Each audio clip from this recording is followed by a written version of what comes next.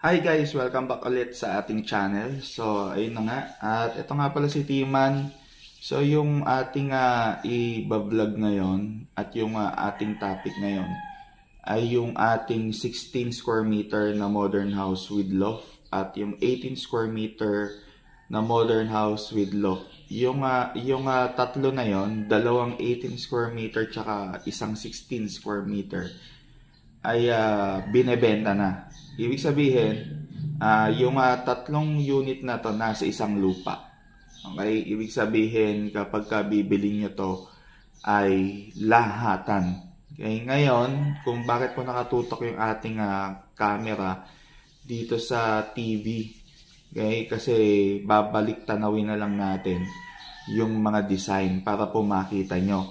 So ngayon po, simulan natin dito sa final part, lahat po ng mga final part. Ayan, yung ito po, yung 18 square meter modern house with loft na third unit. Ito po yung pangatlo. Ito po yung nasa dulo. Check natin. At ayun nga mga ka-budget meal, usapang 18 square meter na modern house with loft. At ito na yung pinaka-final part natin at meron na tayong mga cortina as you can see. Nandiyan na rin yung ating TV at may cortina tayo doon. At syempre dyan sa milikod ng ating cortina ay nandiyan yung jalousie. So ngayon, mga ka-budget meal ay iikot ko kayo. Okay, let's go. Tara na. At ito yung mini table natin. Okay. At dito muna ang magsisilbing dining area natin. At yun, meron kaming maliit na sopa. Ayan, at gawa yan sa palo china na nabibili natin. Ayan, ito na yung ating pinakasala. Ang cute, di ba? At punta naman tayo dito sa ating kitchen. As you can see, ay kalilipat pa lang natin at nag-aayos-ayos pa tayo. Ayun, so ngayon meron tayong mini table dito sa gilid. O pwedeng mag-tsaa-tsaa dyan, pwedeng mag-aral-aral. At syempre katabi niyan ay yung mini library natin. At syempre may mga display dyan. Pwede tayo maglagay ng mga picture natin. At syempre hindi po pwede mawala yung salamin. Syempre paano natin makikita kung gaano tayo kapogi at kung gaano tayo kaganda. Okay, kailangan talaga ng salamin dito. Whoop. Okay, at ito na yung ating lababo. So, kitchen na rin ito. As you can see, wala pa tayong exhaust doon para sa kalan natin. Pero for now, ganito muna. Ayan. So, nandito na yung mga gamit natin sa pagluluto at sa pagkain. At ito na rin yung ating lababo. Ganito yung pagkakadesign niya. Ayan, ganyan yung tiles natin. At dito sa baba ay nag-iipon pa tayo ng pang-cabinet. Pero for now, kung pwede naman cortina. Ayan, cortina siya. Okay? At punta naman tayo sa CR. Tingnan natin kapag may mga gamit na. So, muna tayo dito. Okay? Oh.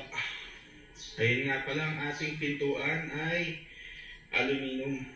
Ngayon hindi na tayo nag-plastic para mas durable to yung aluminum. At meron pang ganyang klaseng design. So, ayun yung ating toilet bowl. Yan, at nakita naman natin yan. So, ang update ko lang sa inyo dito ay meron na tayong timba, aluminum. Okay, talaga actual na po pwede nang tiran at may nakatira na. At yun, no, ganyan talaga yung actual. So, merong safeguard. Okay, baka na. Siyempre may toothbrush na rin doon at may Colgate. Colgate baka naman yung toothpaste. Ayun na. Ayun yung mga basic natin mga ginagamit. At syempre kailangan din natin ito. Hindi ko alam kung saan nabili ito. Pero alam ko hindi yan shampoo. Panglinis siguro ng CR. So ito ay nabili lang ito sa Shopee. Itong ganito. Ngayon, lalagay ko na sa description kung ano ang link ng mga yan. At syempre ito rin. Ay nabili lang din sa Shopee. Ganito pala yung purpose nito kung bakit may ganito yan. Sabitan. Okay, syempre sa taas ay may mga display na ganito. Diba? Ang cute. Okay? O pwede kasi ito lagyan ng halaman dito sa kanyang utak, ay ulo pala. Di ba? Pwede. Ayun ang pito. Wow! Tapos syempre, meron din tayong salamin dito. Hindi po pwede mawala ang salamin sa loob ng CR. At syempre, kailangan din natin ng ganito para at least pagka tayo ay natutubrush, ay meron ganyan. At syempre, para at least ay malinis, decenteng tingnan, ay meron tayong bidet yan sa gilid. So, black inspired tayo sa ating mga daluyan ng tubig. Yung pinaka-shower natin. Sa libot naman tayo ulit dito. Okay? Ito yung design ng wall ng ating CR. Yan, kuha na kayo ng mga ideas and designs. So, ito, sa baba ay ganito siya. At sa pinakataas ay ganito. Yan, meron tayong exhaust fan. Hindi rin pwede mawala yan sa isang CR. Pagka wala kayo niyan ay masusuffocate kayo. Okay? Tapos yung ating ilaw, ang pinakakulay ng ating ilaw ay warm white. Bakit nga ba warm white? Para daw hindi lumabang inyong mga mata. Kasi ang cold daylight daw ay nakakalabo ng mata. Hindi ko alam kung gaano yung katotoo, pero mag-comment lang kayo kung meron kayong mga idea sa mga ganung bagay or meron kayong kaalaman sa ganung, theory. Sige. Patayin na natin mga kabadget meal. Pak. Ayun, meron siyang ilaw. Para at least ay makita natin kung nasan yung ating switch. So, labas tayo dito. Ayun na nga, meron na tayong TV at yung update natin ay meron na tayong aircon yung sa taas. Ang ating aircon ay Colin. So, Colin, baka naman. Ayun, susumpa kita. Ayun, no? Diba? Colin inverter. At naka 17 tayo. At yan ay Gigil na gigil. 1.5 HP. Alam ko. Okay, 1.5 HP yan. Ano pa? Ito tayo. Libot-libot tayo. Ayan, ganito na yung kabuuan ng bahay. Ayan, pakita muna natin yung kabuuan ng bahay. Ito yung aking stairs. Ayan. So, yan yung mga box natin nandun. At ito, yung ating kitchen, lavabo, CR. Ito na yung ating living area. Okay? Ang lit, no? Pero ang cute na. So, punta naman tayo sa exciting part, yung loft natin. Ito yung pinakahagdan. Tubular, kung makikita nyo. Maraming klaseng tubular yung ating ginamit dyan. So, meron tayong 2x2. 2x2. Okay?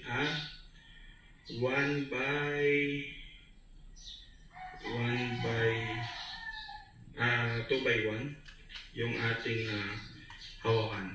Okay? At ito ay 2x6 yung pinakaganto natin. Okay? At yung kahoy natin 2x6 din. Ito, pinagis natin para maganda, malinis tignan. Ayan, nandito yung mga design ulit natin. Okay, at ito na siya. Ayan. Okay, tignan nyo na po. Ayan siya. At boom! Hindi pa po gano'n naayos yung pinakataas. So, check natin. Agad tayo. So, dito sa bandang kwarto natin, puti yung ilaw, pero pagka yan, pinatay natin ay ayun, warm white. Ayan siya. Ito yung ating pinaka-switch. So, pwede kang mamili ng inyong ilaw. Pero pagkadating dito, kinu-cold daylight ko siya para magandang tingnan. Okay? At ito pa yung mga gamit ng mga lilipat. So, wala pa tayo ditong cabinet. Wala pang aparador. Kaya ganyan muna for now. At ito yung pinaka-kama. Ayan. So, ito na yung pinaka-bed. Nasa baba po pwede rin naman mag-bed na merong paa para yung pinaka-ilalim ng bed. O pwede rin storage. So, ayun, ganyan siya kalaki. Ayan. So, meron ditong mega box. Actually, kasya siya dito sa gilid. Pwede nyo naman po simula din ng mega box.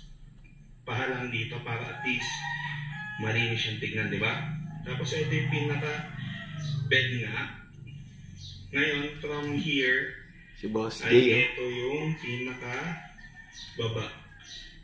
Ayan. Ayan.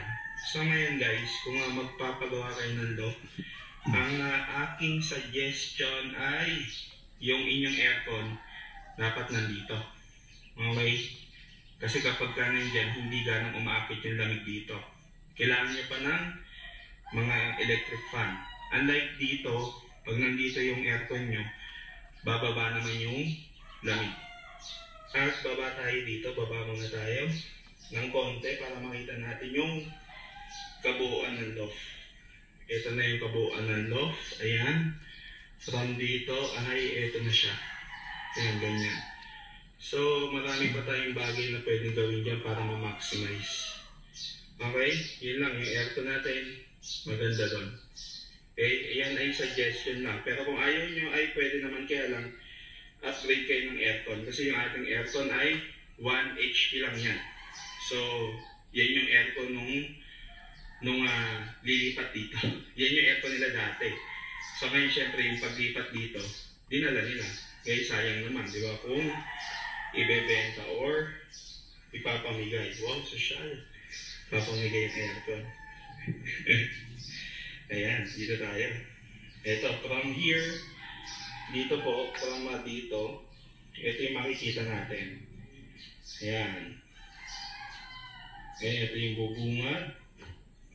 So, ito yung pintuan natin. Hindi siya kahoy. Yan po ay steel door. Para at least kahit na mabasa ng ulan ay hindi lumulobog. Okay? At meron pa ako sa inyo papakita dito mga ka-budget meal. Eto. Timan, hindi ba yan delikado? So, i-check natin. So, meron na tayo ngayon mga nabibili sa Shopee na ganito. Para hindi kayo makakanto kasi pag wala nito, sobrang talim. Ayan o. Talagang asking point na point, no? Talagang pag natuhod mo yan or kapag may bata kayo, maaaring magkosto ng disgrasya. Kaya ngayon, kailangan natin ito. Meron ng mga nabibiling ganito. So, gagawin nyo lang dito ay ilalagay nyo. Meron naman siyang adhesive kasama. So, hindi siya basta-basta natatanggal. Yan. So, ayan, didiinan nyo lang siya and then, ready na. Ayan, o. Actually, hindi naman siya masagwa. Ganyan siya, o. Ayan. O. Hindi nga siya kita, eh. Diba? Panibagong idea na naman, mga ka-budget meal. Kaya huwag kayong mag-alala na pointed yung dulo niya. So, meron na tayong mga pangalagay dyan para at least maging safe. At ito na yung ating final episode ng ating 18 square meter na modern house na pangatlo. Okay? Pangatlo na itong ginagawa natin. Yung una natin ay 16 square meter modern house with loft. Yung pangalawa natin, 18 square meter modern house with loft din. At ito ay pangatlo na. Pangatlong unit, iba't ibang design mga ka-budget meal. Mag-check na lang kayo sa ating YouTube channel para at least yung iba ay makasabay sa amin kung nasa na kaming episode. Actually, hindi ko na po alam kung nasang episode na kami. Pero eto pa rin, salamat kasi tuloy-tuloy pa rin yung ating pagbablog. Okay, salamat din po sa mga nagsasubscribe. At syempre salamat din po sa tumatangkilik ng channel natin, YouTube channel. So ngayon po pinipilit namin na buhayin ang ating Facebook page na Timan. So, yun po, kung meron kayong mga tanong, ay At guys, ngayon naman, pupunta naman tayo ngayon dun sa second unit. Doon sa pangalawa sa dulo. Okay, at ito yun. Ayun, ayan na. Pe-play natin. At ito nga po pala si Tima. So, marami po mga nagre-request kasi na dito lang daw kami nag-vlog sa may baba. At hindi kami nag-vlog sa taas. So ipapakita natin yung loft sa taas at para din po makakita kayo ng mga ideas din sa maliliit po nating bahay. Ayan. At pakatandaan natin, hindi porket maliit, mamaliitin na natin. Dapat i-appreciate natin dahil bahay pa rin yan. So ano pong inaantay natin? Let's go! Ayun na nga mga ka-budget meal. Nandito na naman tayo sa 18 square meter house with love. Ayan. At ito po ay modern style na. At ito nyo lamang po yan makikita sa aming channel. Kaya kung hindi ka pa nakakapag-subscribe, mag-subscribe ka na. Dito ho, Timan. At nakikita nyo naman po dito po sa ating mga channel yung mga pinagbablog na natin dito po sa aming tahanan. So, ito po yung pinaka sofa namin. Ito. Yan. Malaki. So, Malaki yung sofa. tayong dining table dito. Ito po ay nabili lang po namin to sa handyman. So, syempre meron din tayong lagayan ng computer para at least, di ba? Meron pa rin tayong working station. Ayan, nandyan siya sa may ilalim ng hagdanan para at least ay ma-maximize natin. At syempre, meron na rin tayong relo para at least mahanap natin yung oras. At ito na yung kitchen. At dito po yung ating CR. So, balik tayo. Ayan, usapang loft sa taas. Pupuntahan natin yan. Kasi nga maraming mga nagre-request. Kasi nga hindi po kami nakaakyat nung last time. So ngayon, aakyat tayo. Yan. So ito lamang po yung aming pinaka-stairs. So meron tayong mga halaman dito. Tandaan niyo po yung mga halaman. Isa yan sa nagpapaganda ng bahay. Kasi nga sabi nga nila, green is clean. Tapos masarap siya sa mata. Tingnan niyo naman. Ayan po yung aming mga ma-share sa inyo. Magandang idea yan na kunin nyo na maglagay ng halaman sa loob ng bahay. Marami naman po mga mabibili niyan online or sa Facebook. Meron din po mga nagtitinda niyan. At ang tawag sa mga yan ay indoor plant. Huwag kayong maglalagay ng outer plant dito sa bahay kasi nga indoor to eh. So, ito yung ating ilaw. Meron po niya sa may Shopee. Ilalagay ko na lang po sa description below pagkatapos ng vlog na ito. So, yung ating mga ilaw, wala pa rin tayong update. Ayun pa rin. So, ganito yung view kapag nasa taas ka. Ayan. 18 square meter house. So, check na natin yung taas. Alam ko naman marami nang excited dito. Ito na po yung pinaka-loft natin. Tcharam! So, ang ating gamit ay LG na aircon. Ito lamang po yung gumagana sa amin. Isang tip. Ito ulit, isang tip. Pagka po ganito lang po kalaki yung bahay nyo. Yung aircon na ganito, lumalabas yung pinakalamig niya dito. Pag meron kaming bisita, hanggang dyan, malamig. Kaya niyang palamigin. Kaya lang, huwag naman yung pang magdamagan kasi nga, baka mamay masira yung ating aircon. Ayan. So, yung pinakalamig nito, abot naman po dun sa baba. At ito yung kamang ginawa ng aking kapatid. Yan lang, ganyan lang, simple lang siya. Okay. At may lagayan tayo ng electric fan. At yung aming electric fan ay di-charge. Kung sakaling mag-run out, meron siyang stock energy dun sa loob. Ayan o. Para at least meron pa rin kayong electric fan kahit na-run out, di ba? At meron tayong TV dito. Yan, para at least kung sakaling hihiga ka dyan, upo tayo. O, di ba?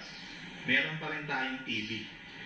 Okay? At yung ating drawer, wala pa siyang pinto. Pero soon, magkakaroon po ng pintuan yan. Ganito lamang siya kasimple, mga ka-budget meal. At mamaya po, after ng aking vlog, ilalagay ko po yung number ng aking kapatid. Kung gusto niyo po magpagawa ng loft, pwede niyo po siyang kontakin at magpa-estimate kayo. Budget meal lang. Yan. Ganyan po siya kalaki. Bakit meal?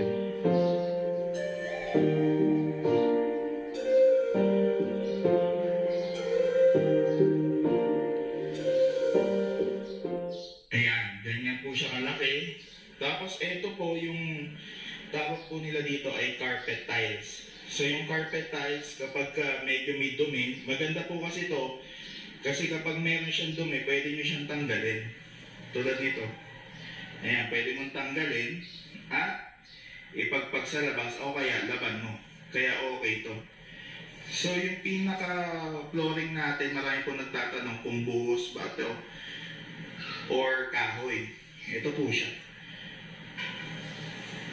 Plyboard. Pero matibay.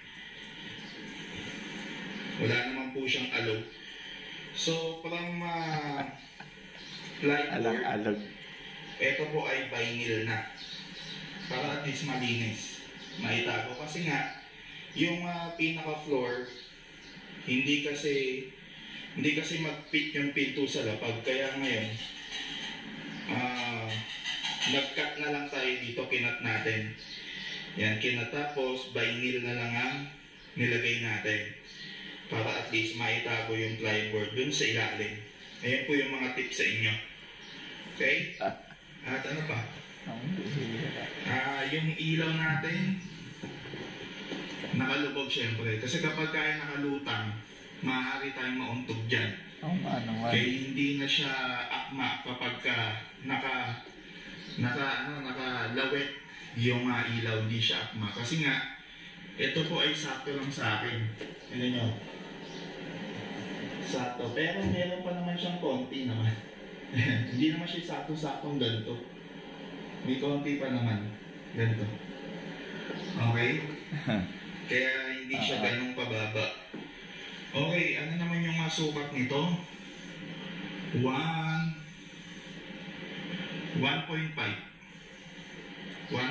meters yung taas ng ating ceiling. From dito to dito ay 1.5 meters. So dito tayo sa baba. Yan, so makikita nyo naman yung design natin, di ba? Maayos, maganda, malinis. Okay, dito nga lang wala pa tayong pintura, nag-iipon-ipon pa tayo. Okay? At may mga picture dito. Ito yung aming baby. Cute, di ba?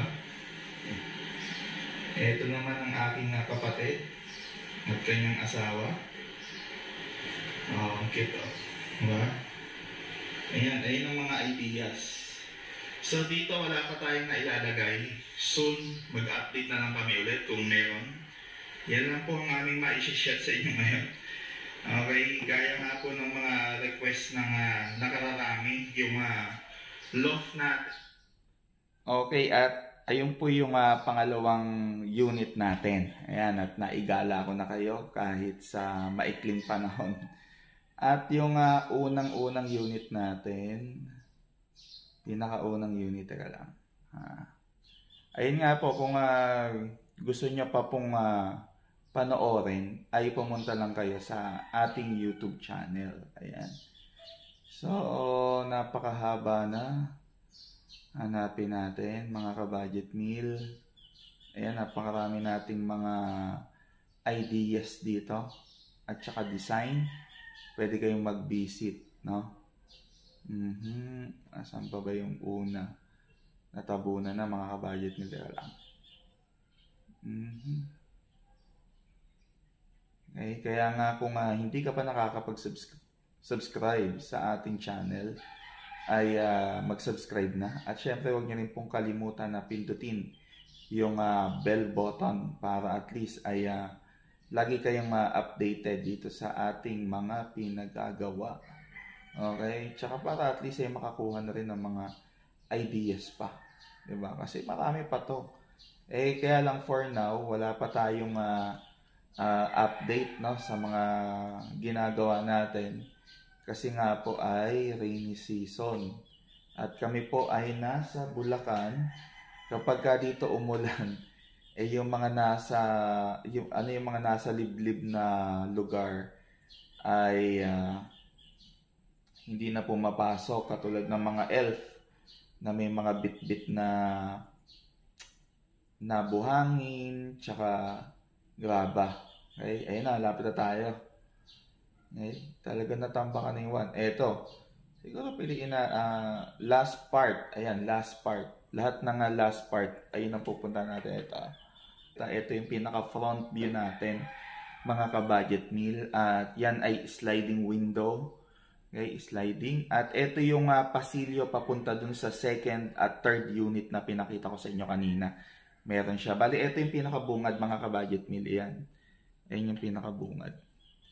Okay, yung exterior design ay nandyan. So ngayon mga ka-budget meal, ang update ko sa inyo ay meron na pong mga nakatira dyan.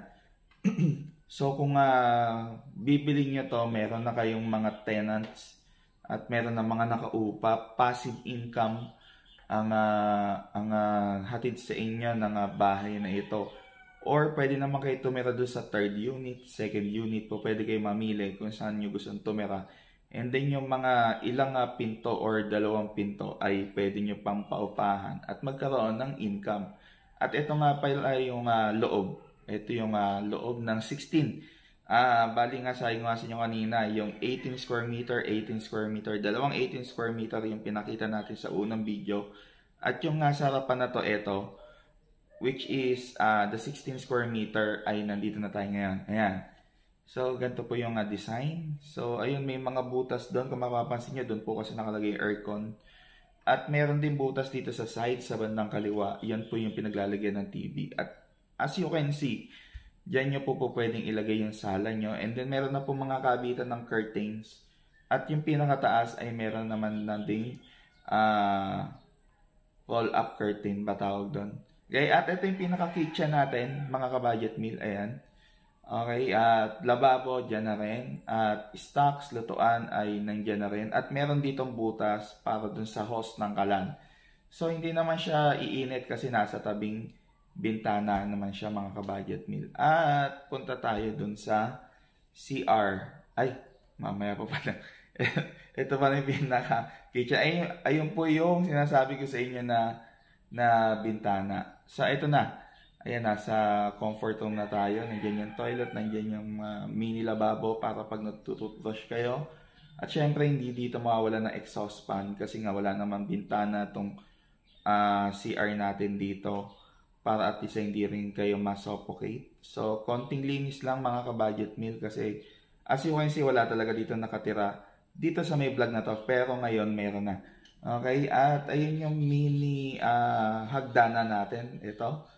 Para at least ay makapani kayo dun sa pinaka-loft natin. Okay? At dito sa ating loft, okay siya. Okay? Ayan, as you can see, naka-vinyl siya. At meron ding bintana. Kaya lang yung ating bintana dyan ay hindi siya nabubuksan. Ayan ay for light purposes. Pero pwede nyo naman din papalitan ng sliding window. Okay? Kasi nga, nag-iingat din kami na maraming sliding. Kasi syempre, wala naman tayo sa langit. Baka mamaya pwede pang pasukan ng mga magnanakaw, okay? At ito yung ating ceiling light, ayan. At from here, dito sa loft, ay makikita na natin yung kabuuan ng nasa baba, ayan. At syempre, for our safety, meron tayong railings dito, ayan.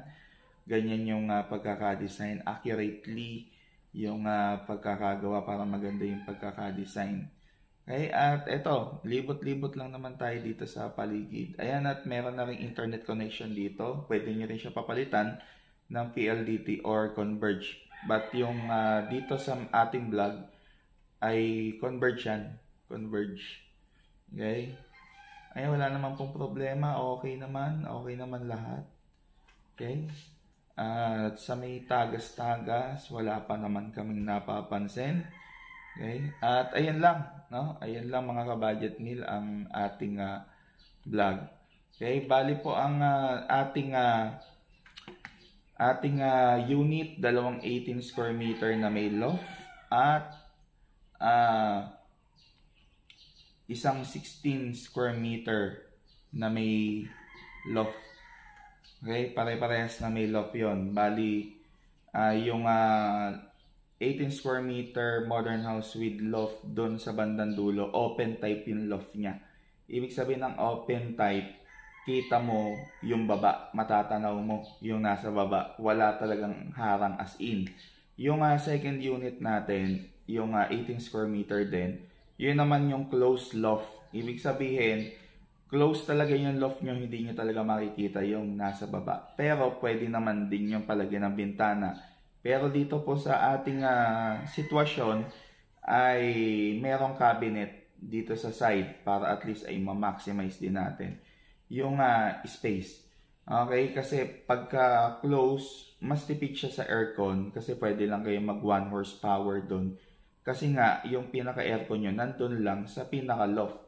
Kaya hindi na siya lalabas. Unlike ng mga naka-open yung loft, it is required na magkaroon kayo ng malaking horsepower or capacity para at least ay mapalamig yung buong bahay. Kasi nga open yung loft mo, talagang lalabas yung lamig. Okay, yung una, open loft. Yung pangalawa ay closed loft. At yung nasa front, yung 16 square meter, etong last nating na nasa video, ay open loft din.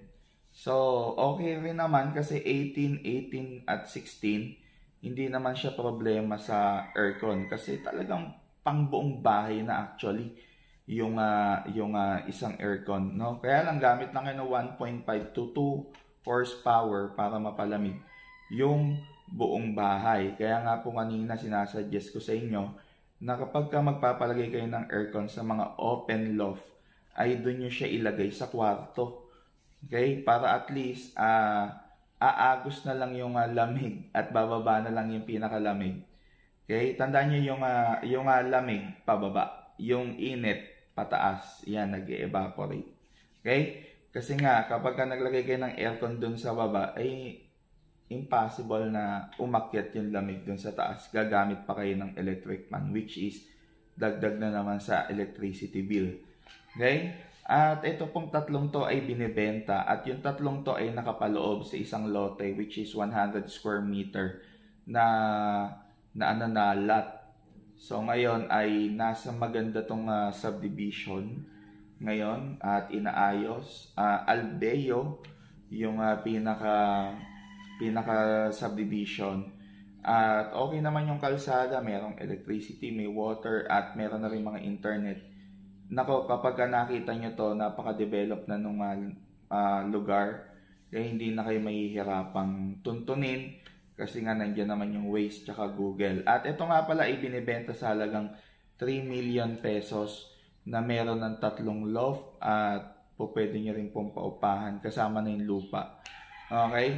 At kung meron pa kayong mga tanong, just comment down below para at least ay maipaliwanag sa inyo ni Foreman Angelo. Actually, hindi po yan sa akin. Yan po ay pagmamayari ni Foreman Angelo, yung gumagawa ng mga loft natin. Kasi yan yung pinaka-design niya na pwede niyang gawin sa inyo. Okay? Kaya yan meron 3 unit na ganon. Kasi nga, yan yung po pwede niyang gawing sample sa mga kanyang ginagawa. Pero ngayon, syempre, kayo na po ang bahala kung sakaling mabibili nyo. Pwede nyo siyang paupahan or pwede rin sa inyong family. At least meron 3 unit na may 3 loft na napaka-cute. Okay? At yung 16 square meter, kaya lang naman siya naging 16 kasi meron siyang bakuran sa harapan na pwede kayong magtindahan. Actually, tabi nga kalsada ng subdivision. No, hindi siya yung papasok pa sa mga eskinita, etc. Bagkos, nasa tabing kalsada lang siya. Mapapanood nyo naman to sa mga ilang video ko rito. Bumisita lang kayo sa ating YouTube channel. Ayun, ulitin ko, binibenta to worth 3 million pesos. Sa ngayon, napakamura nito mga kabudget me, lalo na ngayong 2024. Nagtaasan na talaga yung mga materyales. At syempre yung lupa rin ay mataas na rin. Alam ko yung lupa dito sa Albeo, nagkakahalaga, dito sa amin nagkakahalaga ng 350,000, 40 square meter lang yon, 40. Ito po pinag-uusapan natin ay nasa 100 square meter, nasa gitna pa. Okay? Kaya wala pong magiging problema pagdating doon sa kalsada at sa bahay. So, ayun lang mga kabudget nila. Pasensya na rin sa mahabang video, mahabang vlog. At least ay naipakita ko sa inyo at naipaalala ko sa inyo na mag-visit kayo muli sa ating YouTube channel. Ayan. Okay, at pasensya na rin, wala pa tayo ngayong vlog, pero huwag kayong mag-alala. Babalik tayo dyan, no? Kasi nga ang ating binablog lagi ay bahay. Pero nga gusto ko rin nga makapag-vlog ng iba pa. So mag-comment kayo kung anong gusto nyo pang idagdag dito sa ating YouTube channel. Paano? Hanggang dito na lang. See you on next vlog.